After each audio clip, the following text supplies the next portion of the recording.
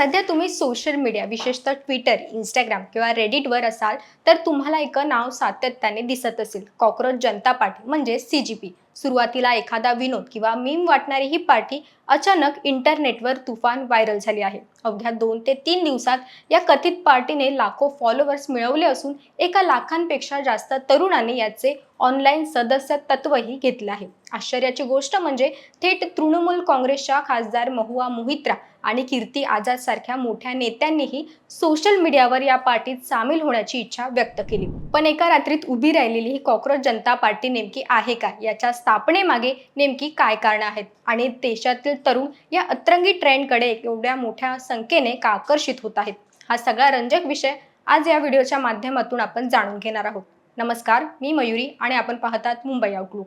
या संपूर्ण प्रकरणाची सुरुवात कोणत्याही राजकीय रॅलीतून झाली नसून ती सर्वोच्च न्यायालयातील एका सुनावणी दरम्यान झाली. मे 2026 मध्ये एका प्रकरणाच्या सुनावणी दरम्यान देशाच्या एका न्यायमूर्तीने वाढत्या बेरोजगारी आणि सोशल मीडियावरील कमेंट्सवर भाष्य करताना एक वादग्रस्त वक्तव्य केलं. त्यांनी कथितपणे म्हटलं, काही बेरोजगार तरुण हे कॉक्रोच सारखे आहेत, त्यांना कोणतीही नोकरी मिळत नाही आणि ते पत्रकार, RTI कार्यकर्ते किंवा सोशल मीडिया युजर्स म्हणून सिस्टीमवर म्हणजेच व्यवस्थेवर हल्ले करू लागतात.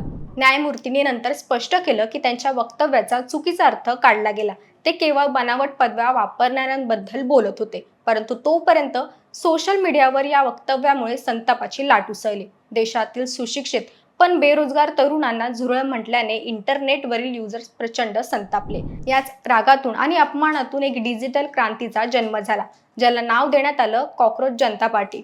30 वर्षीय digital media strategist Abhijit Dipke यांनी या संतापाचे रूपांतर एका राजकीय उपहासात करण्याचं ठरवलं आणि 16 मे 2026 रोजी कॉक्रोच जनता पार्टीचे अधिकृत हँडल आणि वेबसाईट लॉन्च केले. या पार्टीने स्वतःचे वर्णन युवाओं का युवाओं के लिए और युवाओं द्वारा असे केले असून सेक्युलर, सोशलिस्ट, डेमोक्रेटिक आणि आळशी असे आपले ब्रीद वाक्य ठेवले आहे. या पार्टीचे सदस्य बनण्यासाठी त्यांनी काही अत्यंत मजेशीर आणि उपरोधिक पात्रता निकष ठेवले आहेत, जसे की तुम्ही बेरोजगारी असले पाहिजे, तुम्ही अत्यंत आळशी असले पाहिजे आणि दिवसातून किमान 11 तास तुम्ही सोशल मीडियावर घालवणारे म्हणजेच क्रॅनिकली ऑनलाईन असले पाहिजे. या उपरोधिक निकषांमुळे देशातील लाखो नेत्यांनी आणि तरुणांनी स्वतःला कॉक्रोच म्हणून घेत या मोहिमेत सहभाग नोंदवायला सुरुवात केली आहे. वरवर पाहता एक पार्टी मीम किंवा विनोद वाटत असली तरी त्यांच्या 5 पॉइंट्स जाहिरातींमध्ये त्यांनी सिस्टीमवर अत्यंत गंभीर प्रश्न उपस्थित केले आहेत.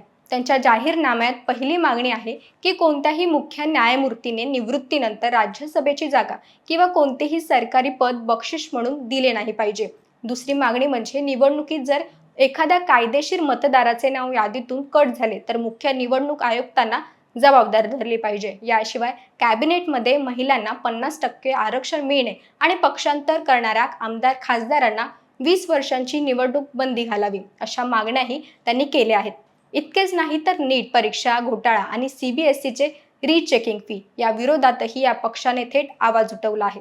या पक्षाने आपले निवडणूक चिन्ह म्हणून स्मार्टफोनची निवड केली आहे. कॉक्रोच जनता पार्टी ही सध्या कोणतीही अधिकृत किंवा नोंदणीकृत राजकीय पार्टी नाही. हा केवळ तरुण पिढीने व्यवस्थेविरुद्ध, बेरोजगारी विरुद्ध आणि आपल्यावरील टीकेविरुद्ध उपरोधिक पद्धतीने उठवलेला आवाज आहे. जेव्हा तरुणांना वाटले की त्यांचे प्रश्न गांभीर्याने ऐकले जात नाही, तेव्हा त्यांनी स्वतःला कॉक्रोच म्हणून स्वीकारलं आणि सिस्टीमला आरसा दाखवण्यास सुरुवात केली. हा ट्रेंड इंटरनेटवर किती दिवस टिकेल हे सांगता येत नाही, पण याने सध्या देशातील राजकारणात आणि सोशल मीडियावर मोठी खळबळ उडवून दिली आहे, हे मात्र नक्कीच.